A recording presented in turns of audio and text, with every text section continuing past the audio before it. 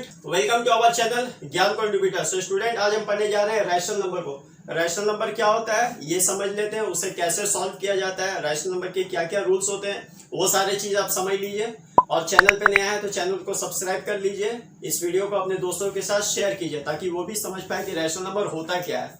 ठीक, तो ये 7th क्लास का सेकेंड चैप्टर है। ठीक, रैशनल नंबर।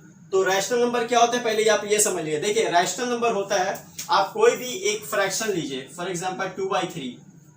ये हमारा एक फ्रैक्शन ले लिया। ये देखिए, ये दोनों ही इंटीजर है, पॉजिटिव इंटीजर है।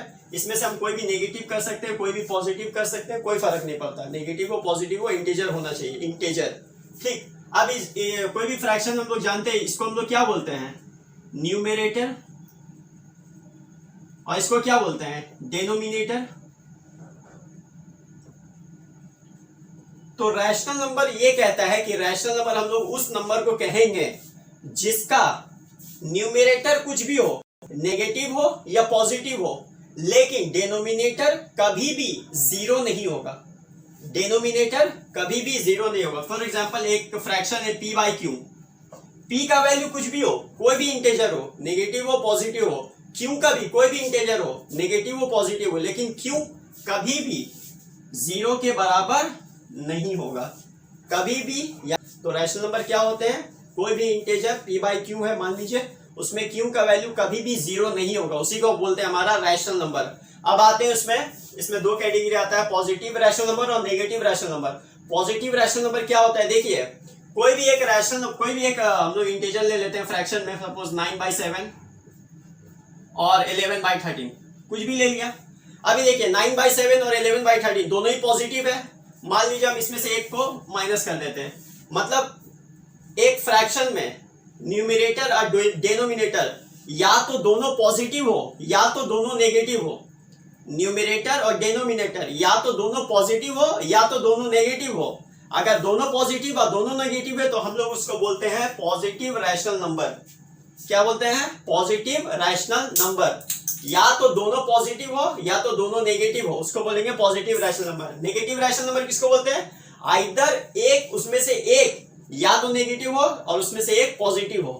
ठीक है, फॉर एग्जांपल 2/3, 5/9, इसमें से एक पॉजिटिव एक नेगेटिव अगर हम कर दें तो 5 में माइनस लगा दिया, 9 पॉजिटिव में रखा, और 2/3 में एक माइनस एक प्लस। अगर एक माइनस एक प्लस यानी न्यूमरेटर प्लस है, डेनोमिनेटर माइनस में, या डेनोमिनेटर प्लस में न्यूमरेटर माइनस में, तो वो होता है हमारा नेगेटिव रैशनल नंबर। तो हम लोगों ने ये तो समझ लिया कि रैशनल नंबर होते क्या है, लेकिन अब ये समझ लेते हैं कि रैशनल नंबर को हम लोग आइडेंटिफाई कैसे करेंगे। मान लीजिए दो आपको फ्रैक्शन दे दिया गया, आपको समझना है, आइडेंटिफाई करना है कि इसमें से कौन रैशनल नंबर है कौन रैशनल नंबर नहीं है।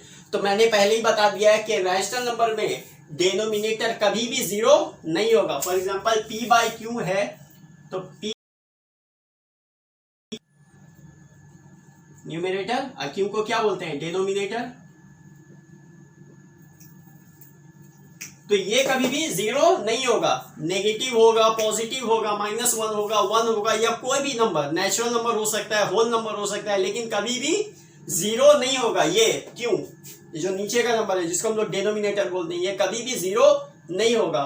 ये जीरो हो सकता है, न्यूमरेटर जीरो हो सकता है, लेकिन डेनोमिनेटर कभी भी जीरो नहीं होगा। फॉर एग्जाम्पल दो मैं आपको नंबर लेता हूं, 1/0 और 0/1।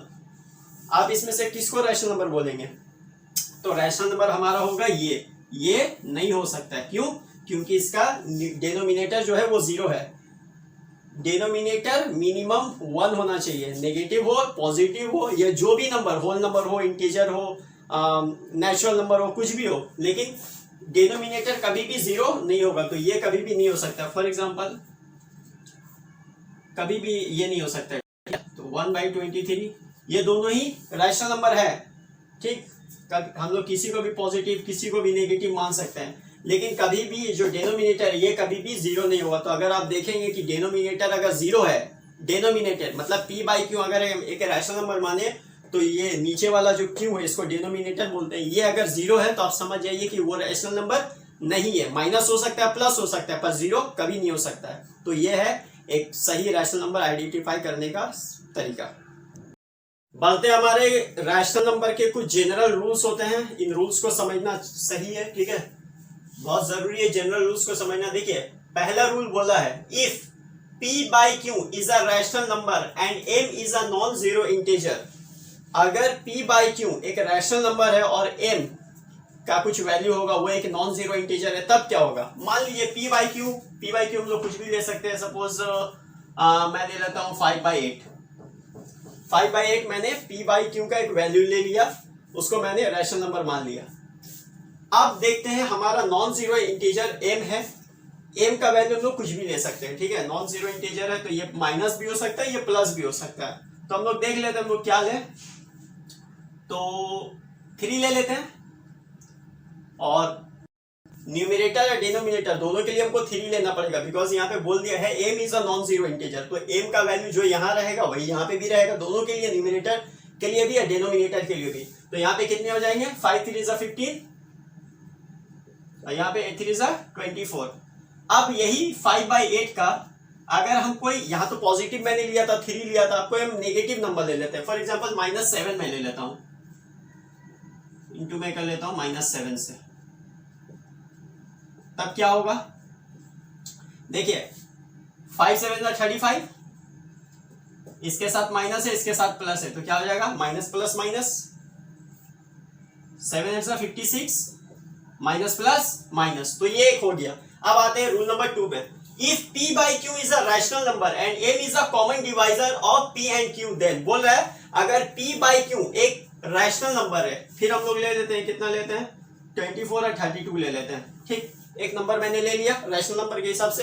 अब बोल रहा है कि m जो है वो दोनों का कॉमन डिवाइजर है। कॉमन डिवाइजर पहले समझ लेते हैं। देखिए ये हम दो डिवाइड करते थे छोटे में, ठीक है, 2 को 8 से डिवाइड करते हैं, 8 को 2 से डिवाइड किया। अब यहाँ पे डिवाइजर किसको बोलते हैं? देखिए 2 4 से 8 हम लोग ले लेते हैं, तो ये होता है हमारा डिवाइजर, इसको बोलते हैं डिवाइजर। इसको बोलते थे हमारा कोशेंट, इसको, ये जो 8 है इसको बोलते हैं एंड,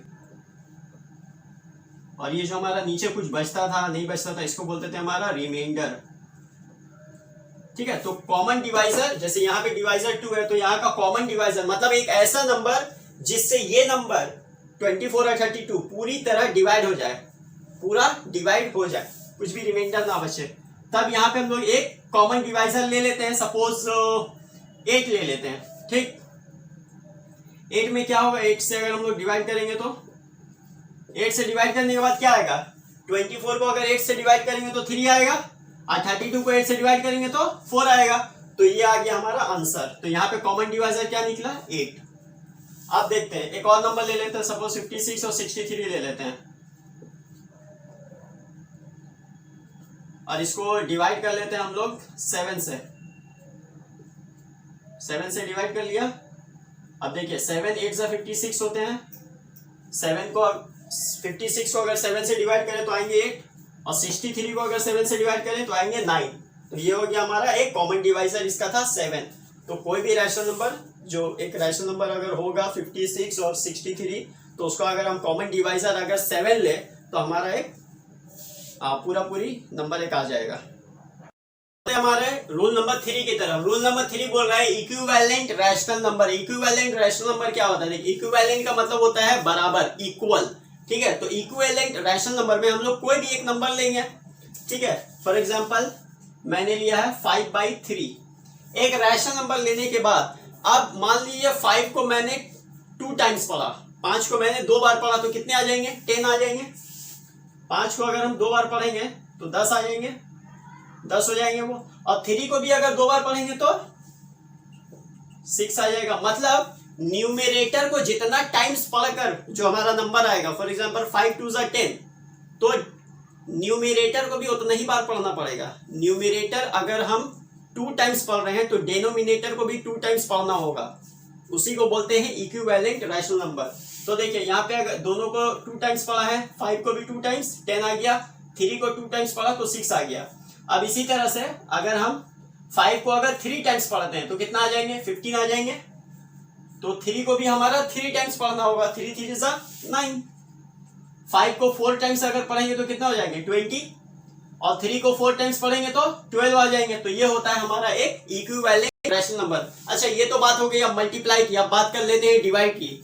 कोई भी एक नंबर हम लोग ले लेते हैं, फॉर एग्जांपल 27 ले लेते हैं और 9 ले लेते हैं, ठीक। तो 27 और 9 को अगर हम डिवाइड करेंगे तो सबसे पहले तो हमको ये देखना पड़ेगा कि इसका कॉमन डिवाइजर क्या है। कॉमन डिवाइजर मतलब जिससे दोनों डिवाइड हो जाए, 27 भी डिवाइड हो जाए और 9 भी डिवाइड हो जाए। तो हम एक ऐसा नंबर लेंगे हम लोग 3 से देंगे, 3 से 27 भी डिवाइड हो जाएगा, 3 से 9 भी डिवाइड हो जाएगा।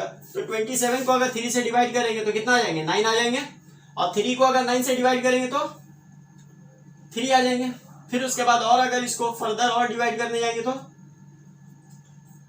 9 को 3 से डिवाइड करेंगे तो 3 आ जाएंगे, 3 को 3 से डिवाइड करेंगे तो 1 आ जाएंगे। कहने का ये मतलब है कि न्यूमरेटर हो या डिनोमिनेटर हो, दोनों को सेम नंबर ऑफ टाइम से डिवाइड और मल्टीप्लाई करना पड़ता है, ठीक। ये हो गया हमारा इक्विवेलेंट रैशनल नंबर। अब आते हैं rule 4, standard form of a rational number. Standard form of a rational number क्या होता है, देखिए for example a/b is equal to c/d, a/b c/d। देखिए जब कभी भी बीच में इज इक्वल टू होता है तो हमको क्या करना पड़ता है, क्रॉस मल्टीप्लाई। क्या करना पड़ता है, क्रॉस मल्टीप्लाई। तो क्या होगा यहाँ पे बताइए, a को करेंगे d से और b को करेंगे c से, तो क्या हो जाएंगे a d is equal to b को करेंगे c से तो b और c। तो जब कभी भी बीच में इज इक्वल टू रहेगा तो क्रॉस मल्टीप्लाई होगा, जब कभी भी बीच में अगर मल्टीप्लाई का निशान रहे तो सामने सामने मल्टीप्लाई होते हैं, पता है आपको। उसके बाद a/b अगर यही सेम नंबर रहे और बीच में रहे डिवाइड का निशान, तो क्या करते हैं हम लोग, a/b को ऐसे ही लिखकर डिवाइड चेंज हो जाता है मल्टीप्लाई में और c/d बन जाता है d/c। तो ये कुछ रूल्स होते हैं जिनको आपको समझ लेना है, यही रैशनल नंबर में आगे चलकर बहुत काम देंगे, ठीक है। तो standard form of rational number यही होता है, a/b हो या c/d हो, बीच में अगर इज इक्वल टू का निशान रहेगा तो a क्रॉस मल्टीप्लाई होगा। a को करेंगे d से तो हो जाएंगे ad, अब b को करेंगे c से तो हो जाएंगे bc। सो स्टूडेंट, ये था हमारा रैशनल नंबर का इंट्रोडक्शन पार्ट। नेक्स्ट वीडियो में हम लोग करेंगे इस चैप्टर का क्वेश्चन को हम लोग सॉल्व करेंगे एक्सरसाइज बाय एक्सरसाइज, ठीक। एक्सरसाइज को कैसे सॉल्व करते हैं वो आप देखेंगे, समझेंगे रैशनल नंबर को। और ये था हमारा इंट्रोडक्शन पार्ट रैशनल नंबर का। आपको ये वीडियो कैसी लगी हमें कमेंट बॉक्स में ज़रूर बताएं। इस वीडियो को अपने दोस्तों के साथ शेयर करें। चैनल पे नए हैं तो चैनल को सब्सक्राइब कर ले, क्योंकि आगे आने वाली वीडियो में हम रैशनल नंबर की सीरीज लाने वाले हैं। उसके बाद चैप्टर 3 आएंगे, फ्रैक्शन, उसके बाद एक्सपोनेंट आएंगे, बहुत सारे चैप्टर्स आने वाले हैं 7th क्लास की। तो हम लोग 7th क्लास के मैथ्स की पूरी सीरीज लाने वाले हैं। तो चैनल को सब्सक्राइब कर लिए और हमारे साथ बने रहिए। तब तक के लिए bye bye, take care and thank you for watching this video.